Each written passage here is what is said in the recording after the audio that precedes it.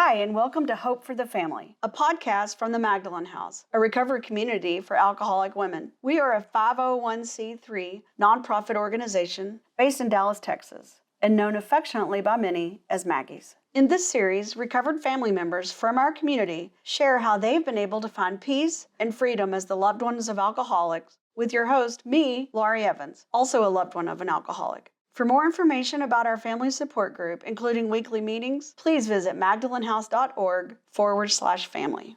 We are so glad you're here, and thanks for listening. Hello, my name is Laurie Evans, and I am the host of Hope for the Family that comes to you from Maggie's house. And today, I am really excited to have my fellow committee member that is on with me with family support. It's Diane, and she is such a pleasure to have on the committee with me. She has helped so many families, and I can't wait to dig into this with her and let you guys get to know her a little bit better. Diane, you want to introduce yourself and then explain a little bit about your family dynamic and how you're connected? Yes. Thank you, Laurie. I would be happy to. It is so good to be a part of this podcast with you. Hi, everyone. I'm Diane. I am a wife and mother of 2 daughters. My younger daughter is an alcoholic. My older daughter is not. Neither of my daughters drank in high school. My older daughter did drink in college, but without any consequences. She graduated with honors. My younger daughter also drank in college, but without any consequences that I am aware of. She also graduated with honors. When she was home during the summer and Christmas and spring breaks, she did not drink.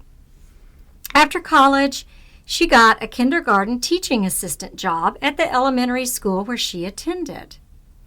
As the year passed, she would go out with friends over the weekend and they would bring her home drunk. The next day, she always insisted she would never get drunk again.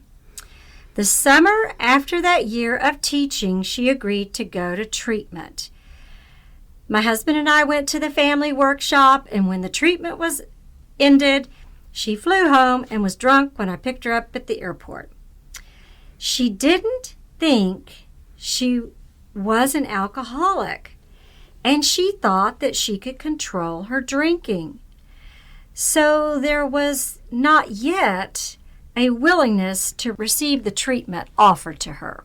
Well, okay, I know that. So then you talk about how your daughter wasn't ready to receive treatment, and I also know, because I know you, that it is take a long time for her to get to that place. But you sought your own recovery, and can you talk a little bit about that journey?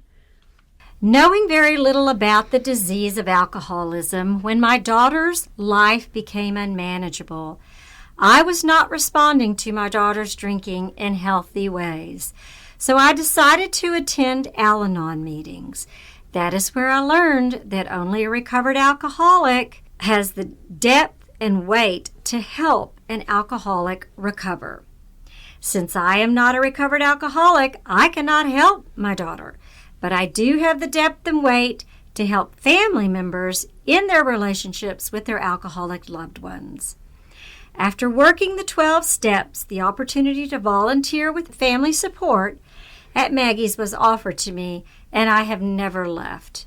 It has played a huge role in my life. Now, regarding my daughter, for the last 10 years, she has pursued her recovery at dozens, and I mean dozens, of treatment centers, sober living homes, and several times at Maggie's. She is a chronic relapser, and her disease has progressed. But like I said before, she just wasn't ready and willing to receive the help offered to her. Diane, since you sought your own recovery, was this before or after the first time she went to treatment? It was like a little bit after? A little bit after, not much at all, not much at all. Regarding my journey, I heard hope and joy in the Al-Anon meetings, and I wasn't feeling any of that at that time in my life, and I really wanted to have those feelings again. So I asked someone to sponsor me and worked the 12 steps. Step 4 transformed my life.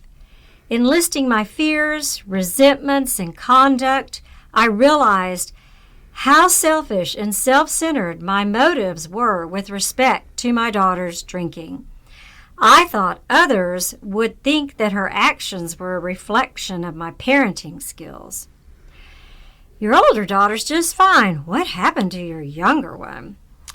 So then, after having a spiritual awakening and trust and reliance on my higher power, who is God, when I began to obsess about my daughter, I knew that now I can pause, pray, call my sponsor, and go help somebody else, and my sane thinking returns.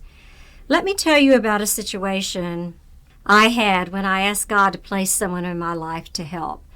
I was shopping in a grocery store, and I was obsessing over my daughter. What was she doing? Where is she?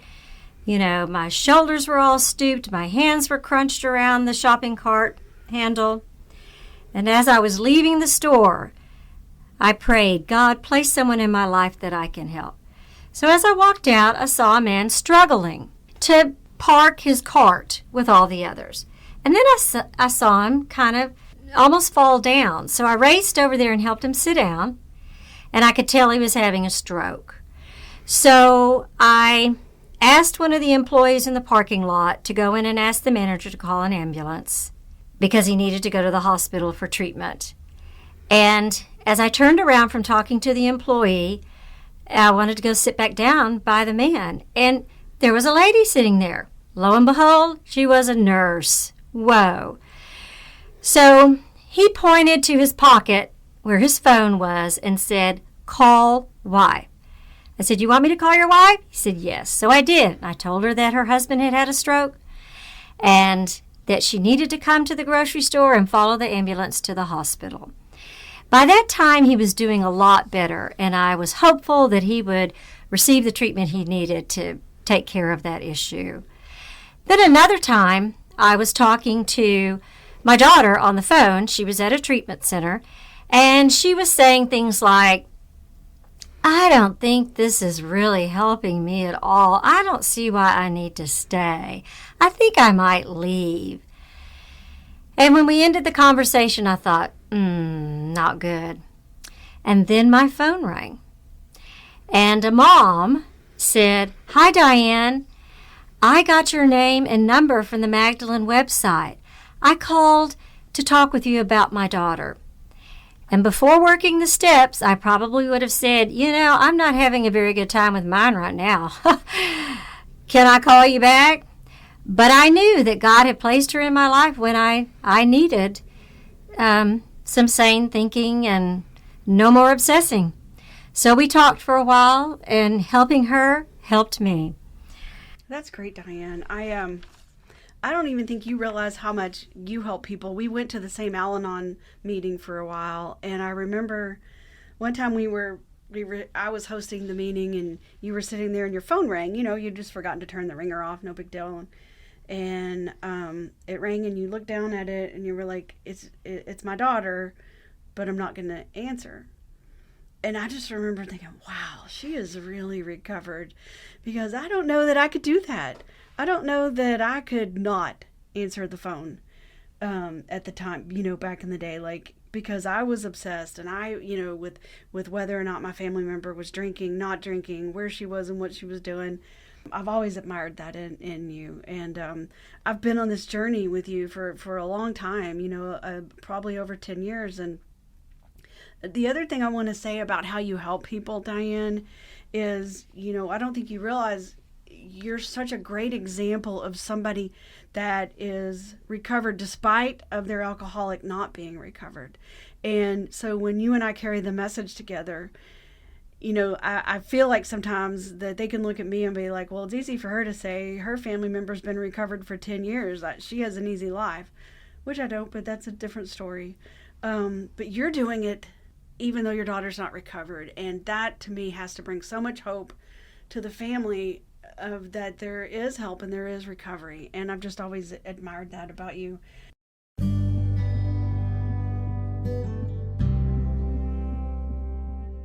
Are you a loved one of an alcoholic? Our family support group serves as a community for friends loved ones, and family members of alcoholics to learn about alcoholism, understand how to help an alcoholic, and experience an improved quality of life regardless of the alcoholic's recovery. We have weekly support meetings that meet virtually and in person, as well as a monthly speaker meeting. To find out more about our family support group, visit magdalenhouse.org/family.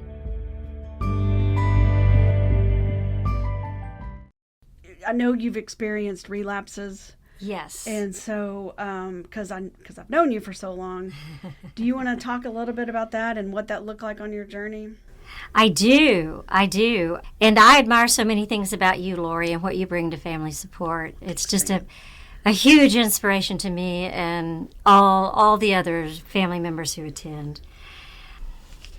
I have been with my daughter as she experienced numerous relapses, and it was very painful to witness. Finally, I realized I needed to take care of myself and not spend time with her. So I set a boundary that she could no longer stay at our home between times at treatment centers and sober living homes. And unlike the past, I actually enforced that boundary. You know, boundaries are not effective if they are not enforced. And it took me a really, really long time to learn that. I don't know why. I guess I'm a slow learner. My daughter and I didn't talk for about a year. I didn't take her calls. I didn't take her texts unless it was on her birthday saying happy birthday. Now we are in a time of transition. She is currently in recovery. It's been about a month now, which hasn't happened in a really, really long time. She has a job. She's going to church. She's going to celebrate recovery meetings. She's doing community service at eQuest that she loves. And she knows that if she relapses and is arrested again, there will be severe legal consequences. Since she's been in sobriety, she's been to our house a couple of times to pick up some things. One day, it was her birthday. So, of course, I had to tell her happy birthday, and I told her I loved her. But not much else, not any questions. How are you doing? Do you have a sponsor? Are you going to meetings? No, that's none of my business. That's for her to decide and pursue.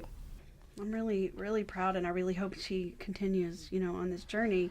And I think the fact that you're recovered is really going to help with that. So as far as family support is concerned at the Magdalen House, how has that helped you in your relationship with your loved one, and how has it helped you just as a person? Family support has played a huge role in my life and in my relationship with my daughter. And not only my alcoholic daughter, but my non-alcoholic daughter. In fact, it's changed my relationships with almost everyone in my life. But anyway, I learned from family support healthy ways to respond to my daughter's drinking. Instead of rescuing her, enabling her, and trying to minimize the consequences of her behavior, I learned she needed to experience those consequences herself. I needed to respond to her in loving and supportive ways and tell her I was confident she could find lifelong sobriety with the help of other recovered women. There have been times over the years when I've looked at my daughter and thought, who is she? Where is the daughter that I raised? And, then after feeling that, something would occur that would make me realize, yes, she is still my daughter. And one of those times happened 2.5 years ago when I was diagnosed with breast cancer. Both my daughters asked all my church friends to give them their favorite Bible verses. And my younger daughter is a calligrapher, and she calligraphied all those Bible verses from my friends and family members into a book for me with illustrations, and I treasure it. And I realize that's my daughter. That's my daughter. This disease has not completely overwhelmed her. But I also realize that people can change from life experiences. But at the core, she's still my daughter. Now, as a person, family support has helped me have a heightened sense of God consciousness that the big book talks about. Instead of being distracted and obsessed with my daughter, I try to live in the moment and see God's hand at work when it is happening, and not days, weeks, or months later, and realizing that's the answer to my prayers. That's great, Diane. So as the mom of an alcoholic, can you talk about some of the struggles and challenges you faced in your relationship with your daughter, and how have you seen some of that heal and change in recovery? Yes. Before working the steps, I couldn't leave my house fast enough when a good Samaritan would call and say, your daughter's drunk, you better come pick her up before she gets arrested. So one night we had 12 guests at our house for dinner, and I got a call from a good Samaritan. So I made an excuse to our guest and left as fast as I could to pick up my daughter, and then returned while my husband kept everybody outside in the backyard, and I rushed my daughter in the front door, hauled her up the stairs, drunk, and into her bedroom. All the while not realizing that, everyone there knew what was happening with my daughter, that she was struggling with this disease. She had had a very, very public relapse, and I was mortified by it. I didn't want to talk about it. I didn't want my friends talking about it among themselves. But I will tell you that after working the steps, when a good Samaritan called me and said, your daughter's drunk, she's walking in and out of traffic, she's going to get hit, can I bring her home? And I said, I think the best thing to do at this point is to call the police. They'll come and pick her up. They'll arrest her, they'll put her in jail, and I'll know she's safe. And the gentleman said, okay. And this was in the middle of the night. I turned over and went right back to sleep. That is amazing to me. I never could have done that before working the steps and having a spiritual awakening. I also did not respond in healthy ways for myself. I isolated. I stayed home. I didn't go to the grocery store in my neighborhood. I didn't go to the Y in my neighborhood. And I just stayed home. I called on my community commitments and said, I need some time away. And then after a while, I realized, why am I doing this? This isn't helping me. I need to get back to serving in the community. So the first day I was at church, 3 people came up to me and said, Diane, can I talk with you about my alcoholic loved one? And I thought, okay, God, I get it. I'm not supposed to be at home. I'm supposed to be out here helping those you place in my life. And another challenge my daughter and I had was that we had a very unhealthy codependent relationship that I coveted. My older daughter wouldn't let me run her life, but my younger daughter did, and I ran with it. But our relationship has changed. And since I started taking care of myself and working the steps, I now have a higher level of sense of freedom. Freedom from obsessing over her and being distracted by all of her drinking situations, that I can instead focus on where God is calling me to serve and share the gifts He's given me with others. That's great, Diane. And I love that you mentioned the word freedom, because this podcast is all about freedom. That's what the theme is this month. So I'm so glad you were able to bring that home for us. So now, just a couple more questions. What was the most rewarding moment for you? I know you do so much for the Magdalen House community. You've been on our board of directors. You do serve on the family support. You donate constantly. What's the most rewarding moment that you've had in doing all of that? Well, serving on the board of directors at Maggie's was one of the most rewarding times for me. Maggie's received funding a few years ago from a nonprofit I was a part of, and I was then asked to serve on the board. I also serve on the outreach committee, which has been very rewarding to me. While we try to heighten awareness of Maggie's in the community, especially our new neighborhood, establishing partnerships with other nonprofits, etc. Also, serving on the family support team has been very rewarding. I learned so much from others' comments shared at our meetings. Helping others helps me. And Maggie's has impacted my relationship with my daughter because she realizes I am trying to take care of myself so I can stay healthy. And that relieves a lot of the guilt and shame she's heaped on her shoulders and accumulated as a result of the many unfortunate situations our family has experienced with her disease. Yeah. I'm sure you've been a real asset to your family, like with your husband and guiding him and to be as the best father he can be to your daughter. Okay, so if someone is considering coming to the Magdalen House to connect or get help, what's something you want to share with them that might be helpful? If your loved one is ready to receive help, Maggie's is the best possible place, both the First Step program and the Next Step program.